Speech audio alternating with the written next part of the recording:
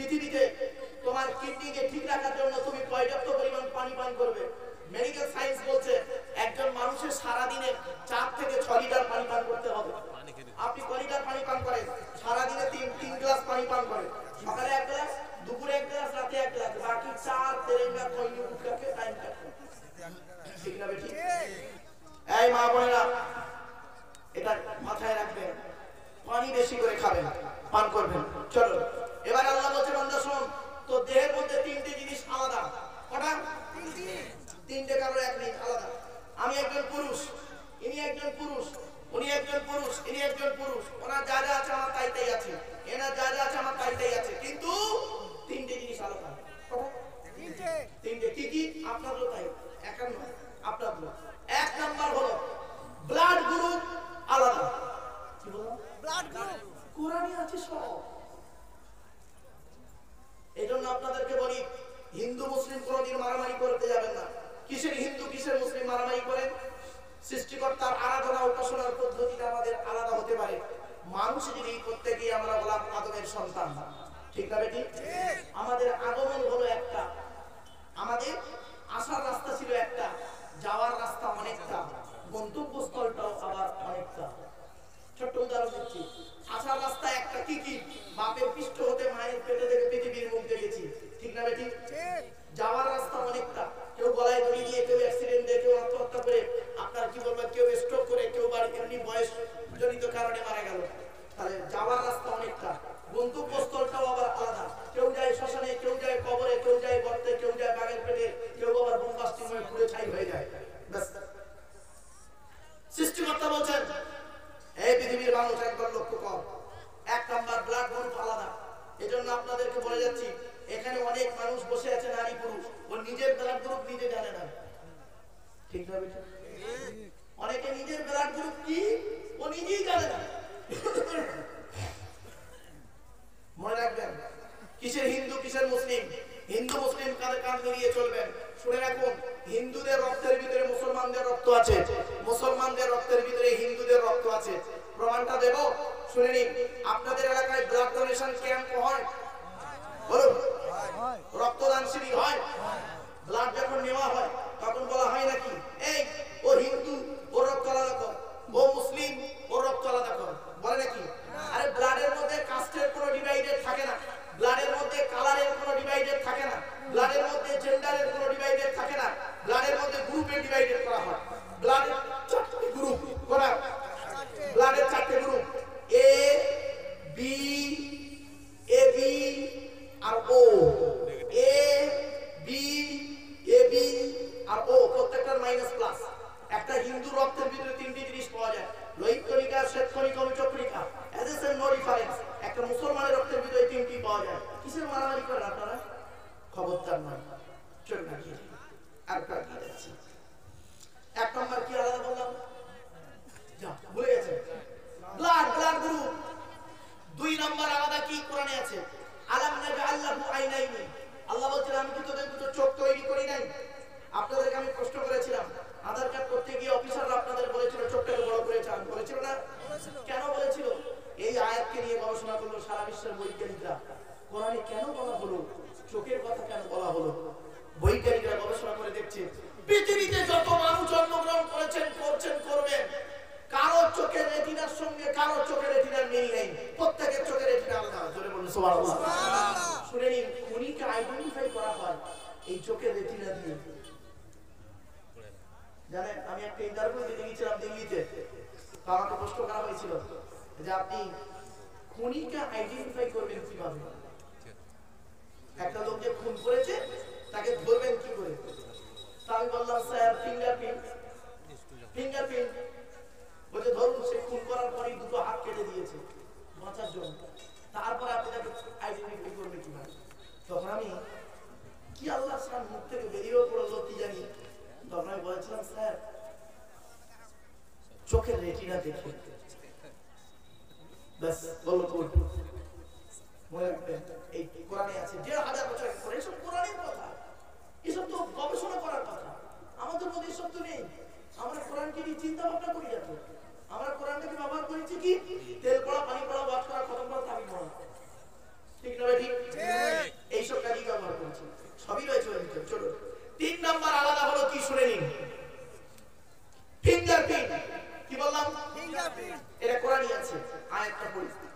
আয়াহসাবুল ইনসানু আল্লান নাজমা'a ইযামা বালা কাদিরিনা আলা আন নুসাউবিয়া বানানা।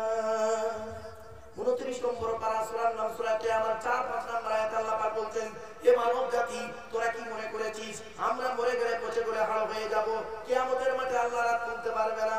কোনদিন ভাববি না এই পৃথিবীতে যেমন তোদের বুড়ো আঙুলের ছাপ যেমন কারোর সঙ্গে কারোর কোনো মিল নেই, কিয়ামতের মাঠে কারোর সঙ্গে কারোর কোনো মিল পাবি না। কোরআনের এই আয়াতকে নিয়ে কে গবেষণা করলো? কোন মোল্লা মরি সাহেব গবেষণা করেনি। থাইল্যান্ডে চেনম্যান ইউনিভার্সিটি অ্যানাটমি বিভাগের প্রফেসর, বিখ্যাত পণ্ডিত বৈজ্ঞানিক, লোকটার নাম হলো তাথাগত জেসান। উনি একজন খ্রিস্টান, হিন্দু নন, মুসলমান নন, উনি একজন খ্রিস্টান। উনি বললেন কোরআনে ভুল আছে। বলে কি ভুল? বললো কোরআনে লেখা আছে বুড়ো আঙুলের ছাপ নাকি কারোর সঙ্গে কারোর কোনো মিল নেই। আমি কোরআনের ভুল বের করে শুনবো। উনি বললেন কি 1000 মানুষের বুড়ো আঙুলের ছাপ নিলেন, 1 বছর ধরে গবেষণা করে দেখলেন কার সঙ্গে কারো মিল আছে। যখন কারোর সঙ্গে কারোর কোনো মিল পেলেন না, ল্যাবরেটরির ভিতরে দাঁড়িয়ে দাঁড়িয়ে ইসলামের কালেমা পড়ে মুসলমান হয়ে গেলেন।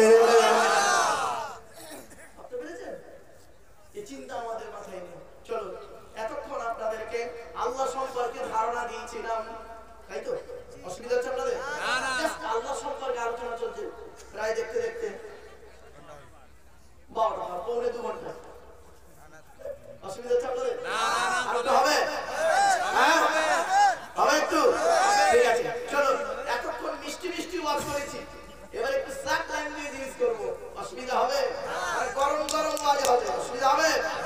আচ্ছা চলুন, আমি একটা প্রথম প্রশ্ন করি। হিন্দু, মুসলিম, নারী, পুরুষ বলুন দেখি। মুসলিম অমুসলিম সকলে বলুন তো দেখি। ইসলামে মদ হালাল না হারাম? হারাম। জোরে বলুন। হারাম। আপনাদের গ্রামে মসজিদ আছে? আছে। একজন মুসলিম যুবক ছেলে, ভালো করে বুঝে নিন, একজন 25 বছরের মুসলিম যুবক ছেলে সাদা পায়জামা পাঞ্জাবি পরে, সাদা টুপি পরে জুম্মার দিনে মসজিদে উঠেছে জুম্মার নামাজ পড়তে। প্রচুর পরিমাণ বাংলা মদ খেয়ে, কি মাল? বাংলা, ইংলিশ নয়, বাংলা মাল খেয়ে উঠেছে ছেলেটি মসজিদে জুম্মার নামাজ পড়তে। আপনারা তাকে কি করবেন? বের করে দেব। বের করে দেবে। ছেলেটি বের হতে না চাইলে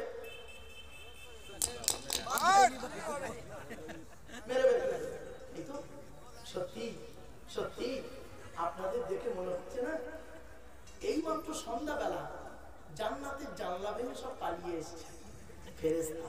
হে মুসলমানের বাচ্চা, ছেলেটার অপরাধ কি? মদ হারাম খাওয়া, মসজিদ পবিত্র স্থান, এই জন্য তাকে বের করে দিলেন। ও শুনে দিন এবার, মদ খাওয়া যেমন হারাম, সুদ খাওয়া তেমন হারাম, বিয়ের পণ নেওয়া তেমন হারাম, জমির আল চুরি করা তেমন হারাম, বুক মেরে কারেন্ট নেওয়াও তেমন হারাম, পিতা পুত্রের মধ্যে গন্ডগোল করাও তেমন হারাম, স্ত্রীর মারধর করাও তেমন হারাম, পিতা মাতার অবাধ্য হওয়া তেমন হারাম। মদ ঘরকে বের করে দিলে আর সুদ ঘরকে মসজিদের সেক্রেটারি বানিয়ে দিলে। সে বলে সুবহানাল্লাহ।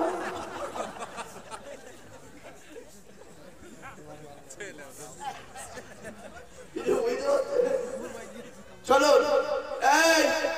এই জন্য কোরআনে আল্লাহ পাক বলে দিয়েছেন, আমার কথা নয় কোরআনের কথা, চলুন কোথায় ভাটা পড়ে। আচ্ছা, আমাদের সৃষ্টিকর্তার নাম কি? আল্লাহ। জোরে বলুন। আল্লাহ। আল্লাহ পাক না নাপাক? পাক। কোরআন কার বাণী? আল্লাহ। পাক না নাপাক? পাক। মসজিদ কার ঘর? আল্লাহ। পাক না নাপাক? পাক। কি দাঁড়ালো? আল্লাহ পাক, তার কথা পাক, তার ঘরও পাক। এবার আল্লাহ নিজেই বলছে, আমি বলিনি। এই নগরের মানুষেরা, আমি আল্লাহ পাক, আমার কথাটাও পাক, আমার ঘরটাও পাক। তাহলে আমার ঘরে সভাপতি, সেক্রেটারি, ক্যাশিয়ার, কমিটি কেন না পাক হবে? আল্লাহ কোরআনেই বলে দিয়েছে মসজিদের কমিটি কে হবে। বলবো? আপনাদের একটি দেখে মনে হচ্ছে মসজিদ কমিটির সঙ্গে আপনাদের ফ্যাকশন আছে।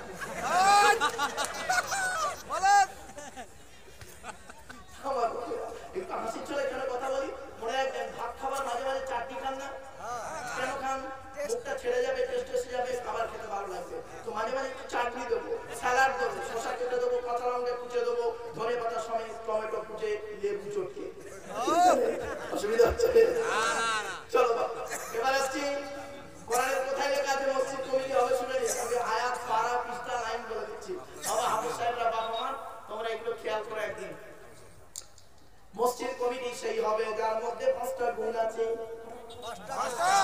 ইন্নামা ইয়া'মুরু মাসাজিদাল্লাহি মান আমানা বিল্লাহ ওয়াল ইয়াউমিল আখির ওয়া আকামাস সালাতা ওয়া আতাজ যাকাত ওয়া লাম ইয়াখশা ইল্লাল্লাহ ফাআসা উলাইকা আইয়াকুনু মিনাল মুহতাদিন। 10 নম্বর পারার 8 নম্বর পৃষ্ঠা 7 নম্বর লাইন সূরার নাম সূরা তাওবার 18 নম্বর আয়াত। এর বাংলা মানে এবার শুনুন। আল্লাহ বলে মসজিদ কমিটি সেই লোকটা হবে, মসজিদের দায়িত্ব সেই লোকটা নেবে যে লোকের মধ্যে 5টা গুণ পাওয়া যাবে। 1 নাম্বার লোকটা 100% ঈমানদার হতে হবে। 2 নাম্বার লোকটা 100% কিয়ামতকে বিশ্বাস করবে। 3 নাম্বার হলো লোকটা 5 ওয়াক্ত নামাজ আদায় করবে। ও বাবা, কত মসজিদের কমিটি আছে 5 ওয়াক্ত নামাজও পড়ে না। ঠিক না বেটি? ও মসজিদ কমিটি নামাজ পড়ে না। 4 নাম্বারটা হলো আতাজ যাকাত, যদি যাকাত ফরজ হয় আদায় করবে তার উপরে। বাবা মসজিদের ক্যাশিয়ার আছে, দেখবেন কত মসজিদের ক্যাশিয়ার হিসেব চাইলে মাল খালি পালাচ্ছে, তার মানে মাল ঘাটল। মসজিদের নামে পুকুর আছে, মসজিদের নামে জায়গা জমি, মসজিদের ঘর বাড়ি আছে, মসজিদের দোকান আছে, মসজিদের টাকা পয়সা আছে, আত্মসাৎ করে খেয়ে দিচ্ছে। ঠিক না বেটি? খবরদার নাই। বা 5 নাম্বারটা হলো ওয়ালা ইয়াখশা ইল্লাল্লাহ, মসজিদ কমিটি ওই লোকটা হবে যে লোকটা আল্লাহ ছাড়া কাউকে ভয় করবে না। এই 5টা গুণ। এবার আসছে মসজিদ কমিটি তৈরি হয়ে গেল। মসজিদে যিনি নামাজ পড়ায় তার নাম কি? ইমাম সাহেব। জোরে বলুন। ইমাম সাহেব। এই মসজিদে নামাজ সহি করতে গেলে, মসজিদে নামাজ আল্লাহর দরবারে কবুল করাতে গেলে নগরার মানুষদের বলে যাচ্ছি, শুধু নগরা নয়, মানব মুসলিম জাতিকে বলে গেলাম আজকের আমি, মসজিদে ইমাম সাহেবের মাইনে বেশি করে দেবেন। যে মসজিদে ইমামের মাইনে কম, ওই মসজিদের মুসল্লিদের নামাজ আল্লাহর দরবারে কবুল হওয়া খুব মুশকিল আছে। এই মুসলমানের বাচ্চা এরা করে কি? 1 কোটি টাকা খরচা করে মসজিদ তৈরি করে, আর ইমামের মাইনে দেয় 3000 টাকা। ঠিক না বেটি? ছোট্ট একটা উদাহরণ দিচ্ছি, বলুন তো দেখি আপনারা। ছোট্ট একটা উদাহরণ দিচ্ছি, বলুন দেখি। স্বামী স্ত্রী কজন? 2 জন। পিতামাতা কজন? 2 2 কত হলো? 4 জন। ছেলে মেয়ে 6। এই 6 জনের সংসার চলতে গেলে বর্তমান দ্রব্যমূল্যের বাজারে একটা মানুষের 1 মাসে কমসে কম কত টাকা লাগে? 10,000। খুব কম করে কত টাকা? 10,000। হ্যাঁ, এই মুসলমানের বাচ্চা, তোমার সংসার যদি 10,000 টাকায় না চলে, ইমাম সাহেবের সংসার 5,000 টাকায় চলে কি করে? চলবে না। কি ব্যক্তি প্রশ্ন করে? ঠিক বলেছে, ঠিক না? ইমাম সাহেব আছে? হ্যাঁ আছে।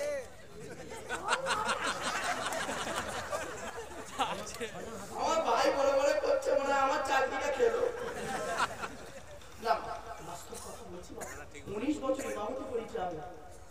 19 বছর ইমামতি করেছি আমি নিজে। 400 টাকা মাইনে, 400 টাকা মাইনে, 19টা বছর ইমামতি করেছি। মা, এই দাড়ি দেখতে পাচ্ছেন না, সব সাদা। মেহেন্দি করেছি তাই কালার হয়ে যাচ্ছে, সব সাদা। বাস্তব কথা বলে যাচ্ছে, হাতে ধরে বলে যাচ্ছে। আজকে আমি ওয়াজ নসিহত করতে আসি, 1994 সাল থেকে ওয়াজ করছি। আমার ওয়াজের জীবন হলো 30 বছর চলছে। 2024 সালে ভারতবর্ষ, বাংলাদেশ আর নেপাল। বাপেরা, হাতে ধরে বলে গেলাম। আর একটা কথা বলছি, মসজিদে ইমাম সাহেবের কাছে কেউ মুরগি জবাই করতে আসবেন না। কেউ মুরগি জবাই করতে আসবেন না। মুরগি জবাই করতে গেলে বাড়িতে বিসমিল্লাহ আল্লাহু আকবার বলে নিজে জবাই করবেন। মসজিদে ইমাম সাহেবের কাছে মুরগি জবাই করতে আসবেন না। লজ্জা করে না? ইমামের ইজ্জত তুমি জানো? ইমামের আমার ইজ্জতকে তুমি জানো? তুমি মুরগি জবাই করতে পারিয়েছি ইমাম সাহেবের কাছে, নিজে জবাই করতে পারো না?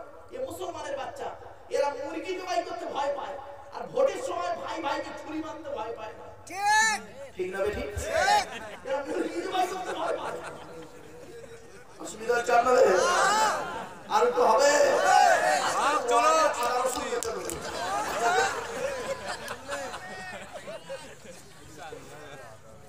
চলো, অসুবিধা হচ্ছে না তো?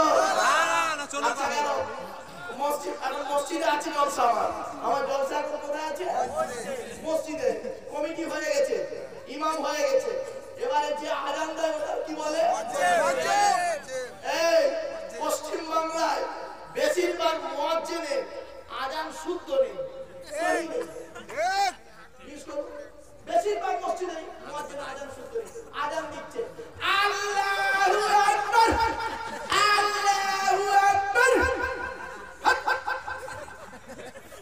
আবার ইকামত দিচ্ছে হাইয়া আলাস সালাহ হাইয়া আলাস সালাহ হাইয়া আলাল ফালাহ হাইয়া আলাল ফালাহ।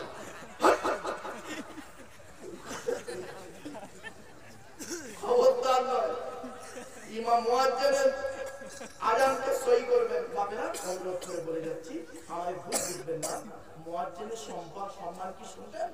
কিয়ামতের মাঠে মাটিতে মুয়াজ্জিনের দেহ মাটি খেতে পারে না, জোরে বলুন সুবহানাল্লাহ। কয়েক কটা দেহ মাটি খেতে পারে না, টাটকা থাকে। শুনে নিন, মাটি খেতে পারে না, টাটকা থাকে কেন? শুনে নিন, আমি পরীক্ষিত মানুষ বাপ, আমি ফরেনসিক ইনভেস্টিগেশন কুইজের সঙ্গে আমি জড়িত। আমার একবার মূর্খ ভেবো না বাপ, ভারত সরকার এমনি মেডেল দিল না বাপ। চলুন এগিয়ে যাচ্ছি।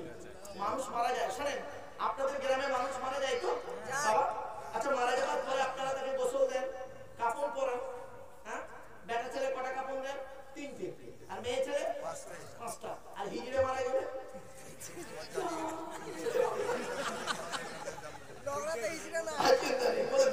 আমি তো আছি এখানে,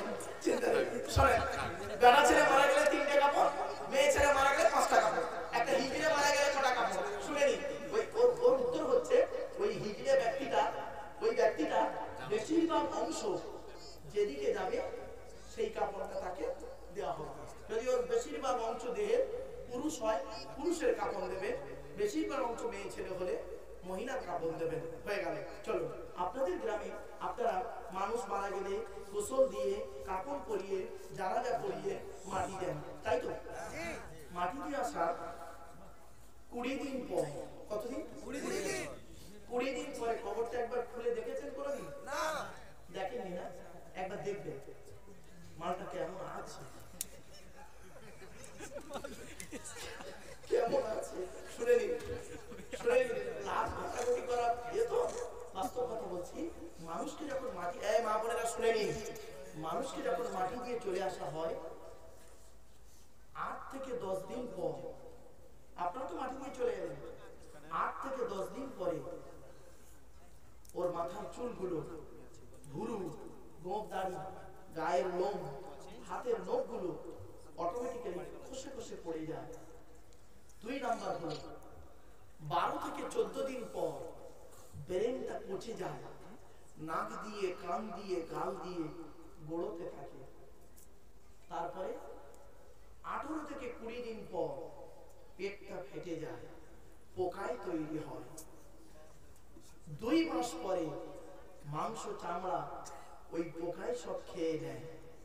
6 মাস পর হাড়গুলো শেষ হয়ে যায়।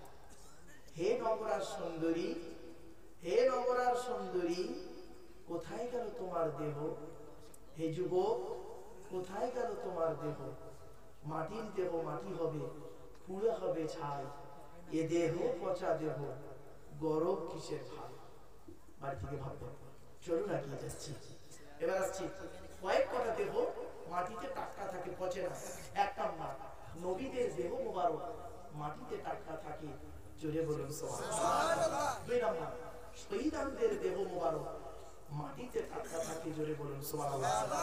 3 নাম্বার, এই যে মানুষটা বসে আছে, 6টা কোরআনে হাফেজ তৈরি করেছে, শুনে নিন, 6টা হাফেজ তৈরি করেছে, শুনে নিন। 3 নাম্বার হলো পারে না, টাটকা থাকে। আমাদের এই দেশটার নাম কি? ভারত। পাশের দেশটার নাম বাংলাদেশ। বাংলাদেশে একটা জেলা আছে কুমিল্লা, নাম শুনেছেন? কুমিল্লা জেলায় ছেলেটার বাড়ি। ছেলেটার বয়স হলো 14 বছর। কত? 14 বছরের একটা বাচ্চা ছেলে কোরআনে হাফেজ হয়েছিল। হাফেজ হয়ে যাওয়ার পর পেটের রোগে ওই বাচ্চাটা মারা যায়। তো এই হাফেজ সাহেবের বাপ, ভাই, দাদা, গ্রামের লোকেরা জানাজা পড়িয়ে মাটি দিয়ে চলে আসে। 8 বছর পর, কত বছর? 8 বছর পরে ওর পাশে একটা কবর খোলা হচ্ছিল। খুলতে খুলতে ওই হাফেজ সাহেবের কবরটা ভেঙে গেছে। দেখছে হাফেজ সাহেবের যে কাফনটা একদম টাটকা রয়েছে, পচেনি। তখন যারা কবর খুলছিল ওরা ছুটে গিয়ে ইমাম সাহেবকে ডেকে এনেছে। ইমাম সাহেব ফোন করে 4-5 জন আলেমকে ডেকে এনেছে। এনে কবরে নেমে আর ওই হাফেজ সাহেবের কাপড়ের মুখটা একটু খুলেছে। খুলে দেখছে, ভাবতে পারবেন না বাবা, খুলে দেখছে 8 বছর আগে যেমন মুখে কর্পূর দেওয়া ছিল, সেই কর্পূরটা 8 বছর পরে আজও টাটকা আছে। কে বুঝলেন হাফেজের গুরুত্ব? কি বুঝতে পারছেন বাপেরা? শুধু হাফেজের গুরুত্ব নিয়ে আলোচনা করে কল্পনা করতে পারবেন না।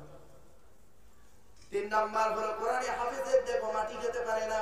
4 নাম্বার হলো হাক্কানি আলেমের দেহ মাটি খেতে পারে না। 5 নাম্বার হলো মুয়াজ্জিনের দেহ, এই যাকে বলছিলাম মুয়াজ্জিনের দেহ মাটি খেতে পারে না। 12 বছর যদি কেউ নিঃস্বার্থভাবে আযান দেয় ওই দেহ মাটি খেতে পারে না। 6 নাম্বার হলো হালাল খানেওয়ালা মানুষের দেহ মাটি খেতে পারে না। এজন্য মা বোন বাবাজি যুবক ভাইদের হাতে ধরে পায়ে ধরে বলে গেলাম, হালাল খাবারটা ভক্ষণ করুন, হারাম খাবার কখনোই খেতে যাবেন না। এবারে আসছি, শুনে নিন। মসজিদ কমিটি হয়েছে, ইমাম সাহেব হলো, মুয়াজ্জিন হলো, আর এবারে যারা নামাজ পড়ে ওদের কি বলে? মুসল্লি।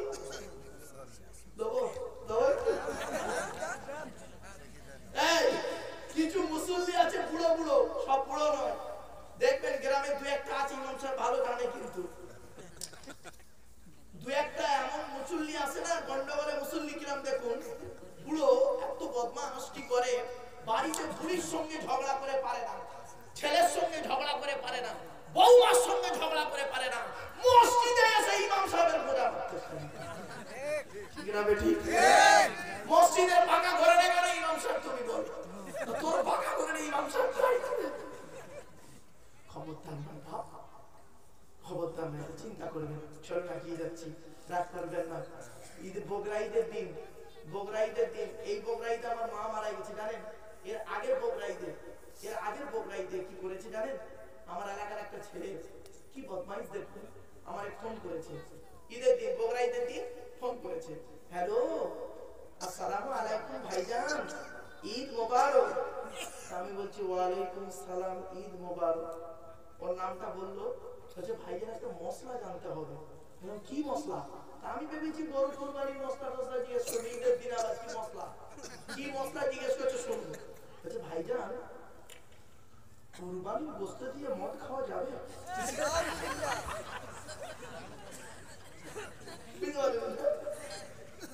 কুরবানির গোশত দিয়ে মদ খাওয়া যাবে? আমি বললাম তোর কি আর কোনো প্রশ্ন আছে? বলছে আর একটা প্রশ্ন আছে। কি? প্রথম করে শুনেনি, কি বলে দেখি। আর একটা বলছে ভাইজান আর একটা মশলা জানতে হবে। কি? সুদের টাকায় বিড়ি কিনে খেলে গোনা হবে? কত বড় বদমাইশ, ভাবতে পেরেছে সুদের টাকায় বিড়ি কিনে খেলে গোনা হবে? আমার বাপেরা এগুলো একটু সাবধান। চলো, এতক্ষণ আমি আল্লাহ সম্পর্কে আপনাদের জাস্ট একটু ধারণা দিয়েছি। এবারে নবী সম্পর্কে দুটো কথা বলবো। 2 মিনিট সময় দেওয়া যাবে বাবা? অসুবিধা হচ্ছে? আর একটু হবে? চলো, নবীদের পরিচয় করা বলে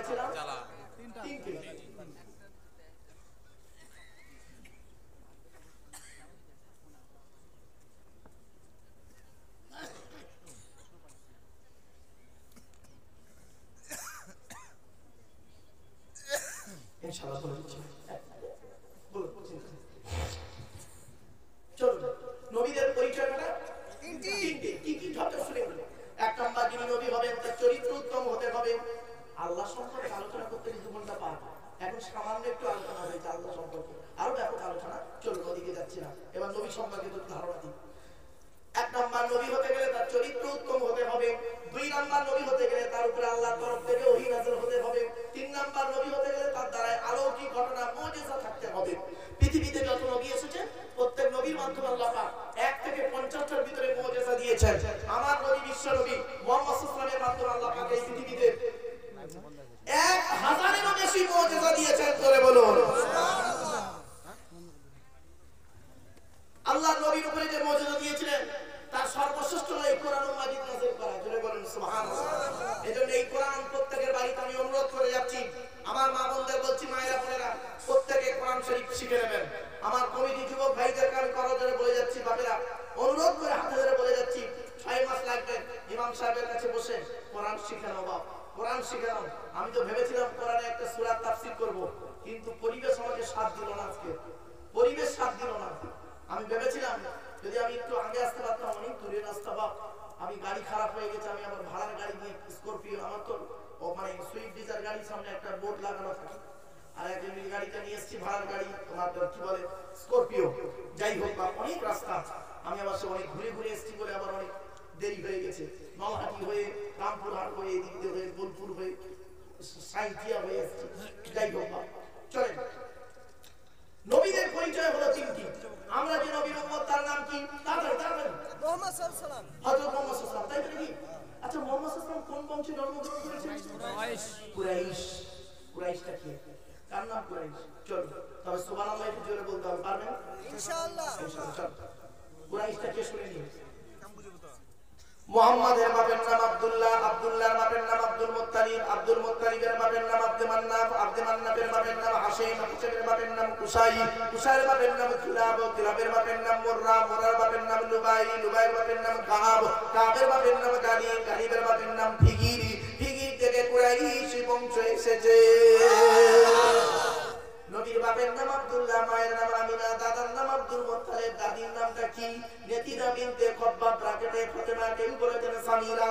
নবীর নানার নাম হলো আব্দুল ওয়াহাব জুবরি, নবীর নানির নাম হলো বারিনা বাবাররা, নবীর দুধমার নাম হলো হালিমা, নবীর দুধ বাপের নাম হলো হারেস, নবীর দুধ ভাইয়ের নাম আব্দুল্লাহ, নবীর বাপের নাম আব্দুল্লাহ, নবীর দুধ ভাইয়ের নাম আব্দুল্লাহ। দূরে যেন এক করে ফেলবেন না। নবীর জন্ম 570 খ্রিস্টাব্দে, ইংরেজি কি মাস ছিল? 29শে আগস্ট, আরবি মাস ছিল রবিউল আউয়াল মাস, 12 তারিখ, মতান্তরে 9 তারিখ, সোমবার সবে সাদেকের সময় আরবের মক্কা নগরী কুরাইশ বংশে নবীর জন্ম।